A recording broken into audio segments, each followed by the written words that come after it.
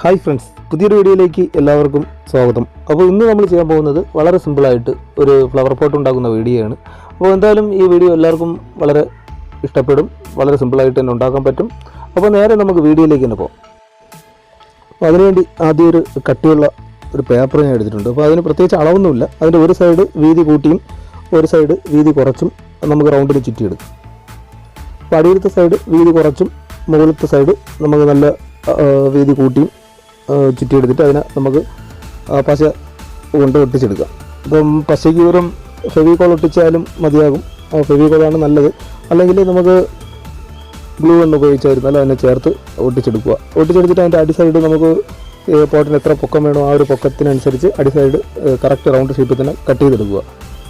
അടി സൈഡും കട്ട് ചെയ്ത് മുകൾ സൈഡും കട്ട് ചെയ്തിട്ട് ഇനി നമുക്ക് അതിനകത്ത് വയ്ക്കാൻ വേണ്ടി നമ്മൾ പോട്ടിൻ്റെ കനത്തിനനുസരിച്ച് ചെറിയൊരു പേപ്പറും കൂടെ നമ്മൾ ചുറ്റിയെടുത്ത് അതിനകത്ത് പോട്ട് ഇറക്കി വയ്ക്കത്തക്ക രീതിയിൽ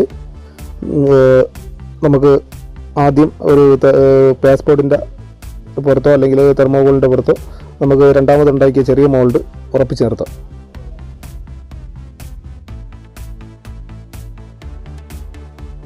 ഇപ്പോൾ പശ കൊണ്ട് അത് നല്ലവണ്ണം ഉറപ്പിച്ച് നിർത്തിയിട്ടുണ്ട്. അതിൻ്റെ ചുറ്റാതെയൊക്കെ അത് ഇളകി പോകാതിരിക്കാൻ വേണ്ടി ചുറ്റാതെയും കൂടെ നമുക്ക് പശ ചേർത്ത് നല്ലവണ്ണം ഉറപ്പിച്ച് നിർത്താം. എന്നിട്ട് അതിനകത്ത് നമുക്ക് വേണ്ടത് മണ്ണോ അല്ലെങ്കിൽ മണലോ പാറപ്പൊടിയോ എന്തെങ്കിലും കറക്റ്റ് അതിനെ സെൻറ്റർ ഭാഗത്ത് നല്ലവണ്ണം നിറച്ചു കൊടുക്കുക.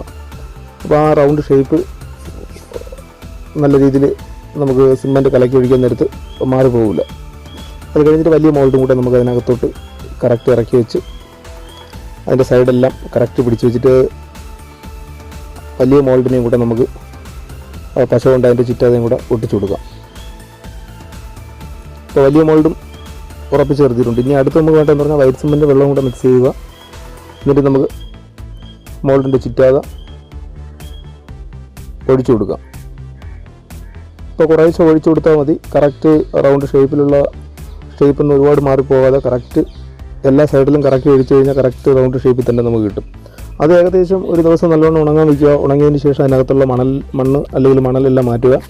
ആ പേപ്പറെല്ലാം എടുത്ത് കളഞ്ഞിട്ട് നമുക്ക് അതിൻ്റെ ചുറ്റിയിരിക്കുന്ന ആ പേപ്പറും കൂടെ എടുത്ത് കളയാം.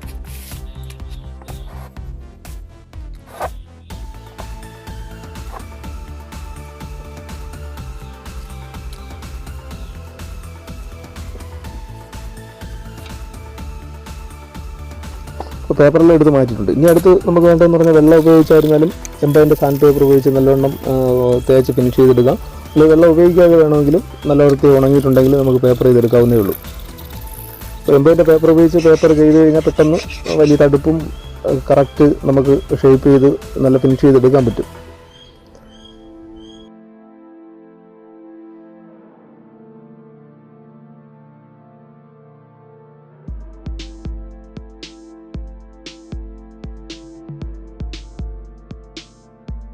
ഇപ്പോൾ പേപ്പറെല്ലാം ചെയ്ത് തീർന്നിട്ടുണ്ട്. ഇനി അടുത്ത് നമുക്ക് വേണ്ടത് ചെറിയൊരു തെർമോകോളിൻ്റെ പീസോ അല്ലെങ്കിൽ കാർബണിൻ്റെ പീസോ അടി സൈഡിൽ വയ്ക്കുക.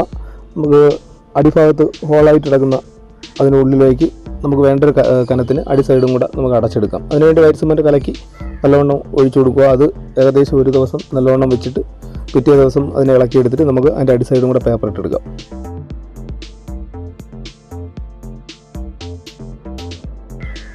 അപ്പോൾ പേപ്പറെല്ലാം ഇട്ട് തീർന്നതിന് ശേഷം അടുത്ത് നമുക്ക് ചെയ്യാനുള്ളതെന്ന് പറഞ്ഞാൽ കളർ കൊടുക്കുക എന്നുള്ളതാണ്. അപ്പോൾ കളർ കൊടുക്കുക എടുത്തിരിക്കുന്നതെന്ന് പറഞ്ഞാൽ ആക്രിലിക്കിൻ്റെ കളർ തന്നെയാണ്.